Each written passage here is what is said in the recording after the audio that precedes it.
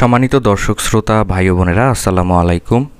Stock investor BD চ্যানেলের পক্ষ থেকে আপনাদের সবাইকে স্বাগতম জানাচ্ছি। আমি আজকে আপনাদের সাথে ঢাকা স্টক এক্সচেঞ্জের প্রধান সূচক ডিএসইএক্স ইন্ডেক্স নিয়ে আলোচনা করব এবং আগামী কার্যদিবসটি শেয়ার বাজারে কেমন যেতে পারে এই বিষয়টি আপনাদের সামনে তুলে ধরার চেষ্টা করব এবং আলোচনার মাধ্যমে বুঝিয়ে দেওয়ার চেষ্টা করব। তো আশা করছি সামনের কয়েকটি মিনিট আমার সাথেই থাকবেন। তো দর্শক, আমরা যদি আজকে ডিএসইএক্স ইন্ডেক্সের ডে চার্টের দিকে একটু লক্ষ্য করি তাহলে দেখতে পাচ্ছি আজকে আমাদের যে ক্যান্ডেলটি আপ ট্রেন্ড করেছিল এবং এখান থেকে কিন্তু পরবর্তীতে সেল প্রেসারে ডাউন ট্রেন্ডের দিকে চলে এসেছে এবং ক্যান্ডেলটি কিন্তু একটি হ্যামার ক্রিয়েট করে ডাউন ট্রেন্ডের দিকে আমরা বাজারটি লক্ষ্য করতে পারছি। তো ভলিউমের দিকে লক্ষ্য করলে দেখতে পাচ্ছি ভলিউমের যে বিগত দিনের রেড একটি ভলিউম ক্রিয়েট করেছিল, আজকেও কিন্তু আমাদের ভলিউমটি রেড একটি ভলিউম ক্রিয়েট করেছে এবং লেনদেনের পরিমাণটি কিছুটা আমাদের বিগত দিনের থেকে বেশি হয়েছে। দর্শক, বিস্তারিতভাবে আলোচনায় যাওয়ার আগে আমরা যদি আজকে মার্কেট মুভমেন্টটি একটু লক্ষ্য করি তাহলে দেখতে পাচ্ছি আজকে আমাদের শেয়ার বাজারের দিনটি শুরু হয়েছিল ৬,২৬৩ পয়েন্টের কাছে, দিনটি হাই করেছিল ৬,২৭৬ পয়েন্টের কাছে এবং দিনটি লো করেছিল ৬,২৫৭ পয়েন্টের কাছে এবং মার্কেট ক্লোজ করেছে ৬,২৬০ পয়েন্টের কাছে এবং মার্কেট মুভমেন্ট লক্ষ্য করলে দেখতে পাচ্ছি -3 পয়েন্ট ডাউন ট্রেন্ডের দিকে চলে এসেছে। তো আমরা যদি একটু গ্রাফ চার্টের দিকে একটু লক্ষ্য করি তাহলে দেখতে পাচ্ছি দিনের প্রথম ভাগ থেকেই কিন্তু আমাদের বাজারটি আপ ট্রেন্ডমুখী ছিল, পরবর্তীতে কিন্তু দিনের মধ্যভাগের কিছুটা আগ থেকেই কিন্তু আমাদের বাজারটি পড়া শুরু করেছে এবং দিন শেষে আমাদের বাজারটি ৬,২৬০ পয়েন্টের কাছে ক্লোজ করেছে। একই সাথে যে সকল কোম্পানিগুলো আজকে আমাদের শেয়ার বাজারে প্লাস ইন্ডেক্স কন্ট্রিবিউট করেছে সেখানে উঠে এসেছে Sea Pearl resort, Alarafah bank, Heidelberg cement, Emerald oil, Unilever, Berger paint, Pioneer insurance, Reliance insurance, Islami bank এবং ফেডারেল ইন্স্যুরেন্স। তো যে সকল কোম্পানিগুলো আজকে শেয়ার বাজারে মাইনাস ইন্ডেক্স কন্ট্রিবিউট করেছে সেখানে উঠে এসেছে Olympic, লাফার্স Holcim, Midland bank, জিমনেশিয়া, eastern কেবল, জিনেক্সাইল, কোহিনুর বিএসসি, তামিজ টেক্সটাইল এবং ইএইচএল। তো দর্শক, আমরা যদি ডিএসইএক্স ইন্ডেক্সের সাপোর্ট এবং রেজিস্ট্যান্স লাইনটিকে একটু লক্ষ্য করি তাহলে দেখতে পাচ্ছি বর্তমানে আমাদের প্রথম যে সাপোর্ট লাইনটি রয়েছে এটি রয়েছে ৬,২৩১ পয়েন্টের কাছে, পরবর্তী যে রেজিস্ট্যান্স লাইনটি রয়েছে এটি রয়েছে ৬,১৬৪ পয়েন্টের কাছে। তো রেজিস্ট্যান্স লাইনটিকে লক্ষ্য করলে দেখতে পাচ্ছি আমাদের প্রথম যে রেজিস্ট্যান্স লাইনটি রয়েছে এটি রয়েছে ৬,৩০৫ পয়েন্টের কাছে, দ্বিতীয় যে রেজিস্ট্যান্স লাইনটি রয়েছে এটি রয়েছে ৬,৩৮৬ পয়েন্টের কাছে এবং তৃতীয় যে রেজিস্ট্যান্স লাইনটি রয়েছে এটি রয়েছে ৬,৪৬৩ পয়েন্টের কাছে।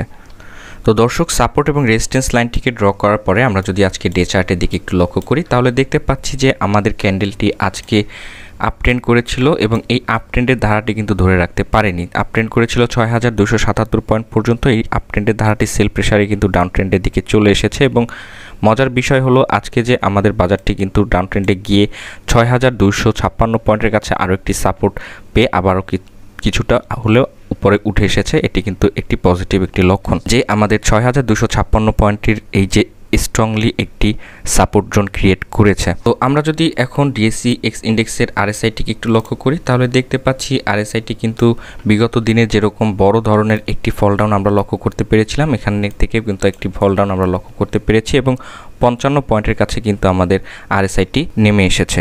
তো এই ৫৫ পয়েন্টের কাছেও কিন্তু আরএসআই এর একটি সাপোর্ট জোন রয়েছে। তো আশা করছি এই ৫৫ পয়েন্টের যে আরএসআই এর সাপোর্ট লেভেল রয়েছে এই সাপোর্ট লেভেলটি ভাঙতে পারবে না। এমএসিডি ক্রসওভারটি একটু লক্ষ্য করি তাহলে দেখতে পাচ্ছি যে এমএসিডি ক্রসওভারের ক্ষেত্রে আমরা কিন্তু বড় ধরনের পতন আমরা লক্ষ্য করতে পারছি। এখানে দেখতে পাচ্ছি যে আমাদের ফাস্ট মুভিং অ্যাভারেজ লাইনটি কিন্তু আমাদের ডাউন ট্রেন্ডের দিকে চলে এসেছে এবং স্লো মুভিং অ্যাভারেজ লাইনটিও কিন্তু আমাদের আপ ট্রেন্ডে গিয়েছে। তো বিগত দিনে বলেছিলাম যে আমাদের একটি ক্রসওভার হওয়ার সম্ভাবনা থাকতে পারে।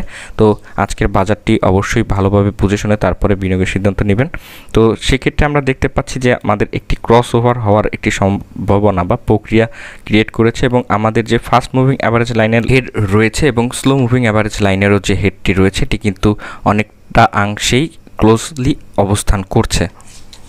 তো এখান থেকে যদি আমাদের এমএসিডি ক্রসওভারের ফাস্ট মুভিং অ্যাভারেজ লাইনটি যদি ডাউন ট্রেন্ডের দিকে চলে আসে সেক্ষেত্রে কিন্তু আমাদের বিগত দিনে যেরকম একটি ক্রসওভার ক্রিয়েট করেছিল এবং এখান থেকে ক্রসওভারটি রিকভারি করতে কিন্তু অনেকটাই টাইম লেগেছিল, সেক্ষেত্রে কিন্তু আমাদের একটি টাইম লাগবে বলে ধারণা করছি। সো যদি আমাদের এখানে ক্রসওভার করে, তো যেহেতু আমাদের ক্রসওভার করেনি তো আশা করা যায় যে আগামীকালকে কিন্তু এখান থেকে রিভার্স করে আপ ট্রেন্ডে যেতে পারে। তো যদি ক্রসওভার করে ফেলে সেক্ষেত্রে কিন্তু একটি আমাদের বাজারে ইনভেস্ট করার জন্য কিছুটা সময় লাগবে। থাকতে পারে। তো হিস্টোগ্রামের ভলিউমের দিকে লক্ষ্য করলে দেখতে পাচ্ছি যে হিস্টোগ্রামের ভলিউমের যে ইনক্রিজমেন্টটি ছিল বিগত দিন থেকে ধীরে ধীরে কিন্তু আমাদের ইনক্রিজমেন্টটি ডাউন ট্রেন্ডের দিকে চলে এসেছে এবং পতনের দিকে আমরা লক্ষ্য করতে পারছি। তো আজকের হিস্টোগ্রামটি থেকেও কিন্তু আমরা কোনো পজিটিভ সিগন্যাল পাচ্ছি না।